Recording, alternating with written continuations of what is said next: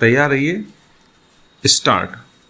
तकनीक का इस्तेमाल कर न्याय प्रक्रिया तक आसान पहुंच का प्रयास होना ही चाहिए। स्टॉप। लंबे समय से इस बात की विभिन्न मंचों पर लगातार वकालत की जाती रही है। भारतीय अदालतों में रोज लाखों मामलों की सुनवाई होती है और प्रत्येक मामले में सैकड़ों दस्तावेज संलग्न किए जाते हैं। स्टॉप। अंदाज लगाया जा सकता है कि समूची प्रक्रिया में कितना कागज इस्तेमाल होता होगा। स्टॉप। अदालतों को पेपरलेस करने की कवायद के तहत सुप्रीम कोर्ट में 3 पेपरलेस ग्रीन कोर्ट रूम की शुरुआत को तकनीक के बेहतर इस्तेमाल की सकारात्मक पहल ही कहा जाएगा। ऐसी पहल जहां न फाइलों का अंबार होगा और न ही वकील व जजों को नज़ीरें पढ़ने के लिए किताबों के पन्ने पलटने होंगे। स्टॉप। पैरा। तकनीक का बेहतर इस्तेमाल कैसे हो सकता है, इसका साक्षात कोरोना काल के दौरान हमने खूब किया है। मोटे अनुमान के अनुसार कोविड प्रतिबंधों के दौरान देश भर की अदालतों ने 2 करोड़ से अधिक वर्चुअल सुनवाई की थी। पिछले दिनों ही भारत के प्रधान न्यायाधीश DY चंद्रचूड़ ने एक कार्यक्रम में कहा था कि कोरोना काल में वर्चुअल कोर्ट की व्यवस्था से कामकाज में काफ़ी बदलाव और सुधार हुआ था। उन्होंने इस बात पर चिंता व्यक्त की थी कि कुछ राज्यों के हाई कोर्ट व अन्य कोर्ट इस व्यवस्था को हटा चुके हैं, जबकि ऐसा नहीं करना चाहिए था। पेपरलेस कोर्ट की शुरुआत यूँ तो पहले ही हो चुकी थी। हैदराबाद में 2016 में ही देश का पहला ई-कोर्ट शुरू हो गया था। कई अन्य राज्यों में भी पेपरलेस कोर्ट कायम करने की दिशा में आंशिक ही सही लेकिन काम ज़रूर हुआ है। देखा जाए तो अदालतों में मुकदमों के अंबार को कम करने की दिशा में भी यह बेहतर पहल साबित हो सकती है। अदालती कार्यवाही से जुड़े सभी पक्षों का समय और कानूनी खर्च बचने वाला है। सो अलग यह भी सही है कि डिजिटल तकनीक समूची प्रक्रिया को पारदर्शी बनाने का काम भी करती है।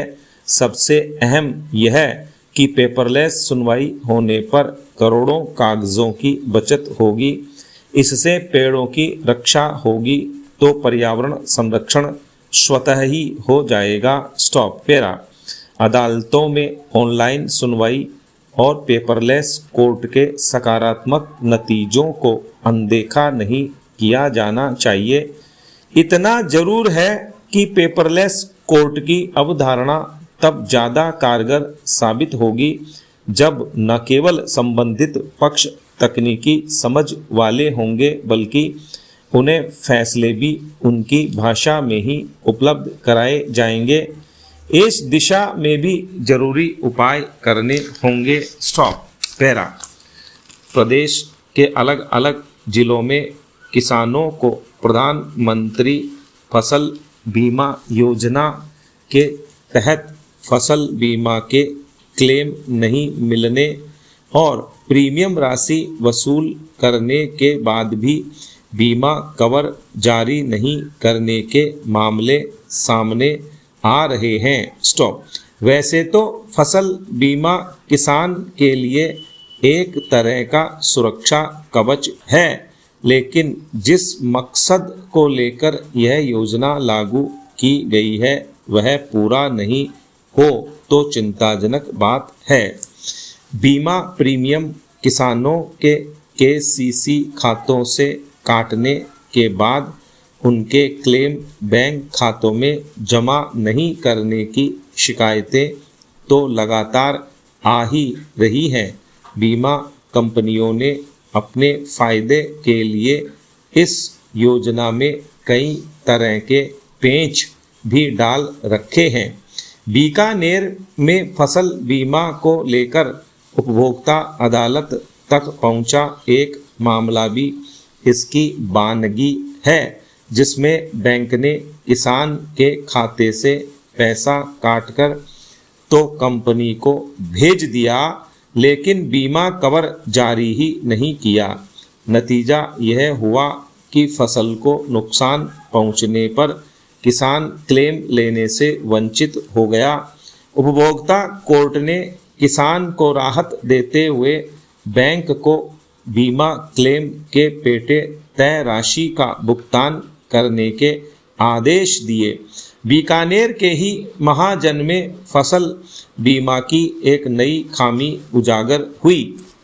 जमीन के मालिक नहीं होते हुए भी कुछ लोगों ने 800 बीघा जमीन का फर्जी ठेकानामा के आधार पर प्रीमियम जमा करवा बीमा करवा लिया, फिर लाखों रुपए का क्लेम भी उठा लिया।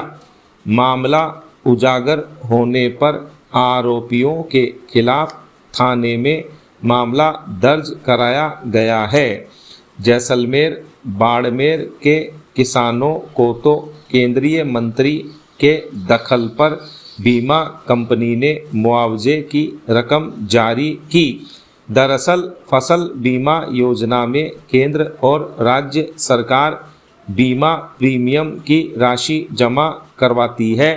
किसानों से नाम मात्र राशि ही ली जाती है।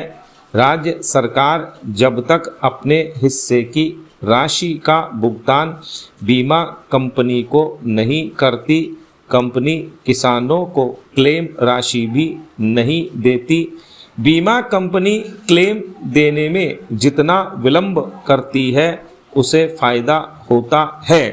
अभी प्रदेश के किसानों को पिछले साल की खरीफ व रबी की फसल का क्लेम नहीं मिला है, जबकि इस साल खरीफ की बुआई के साथ किसान प्रीमियम देकर बीमा करवा चुके हैं।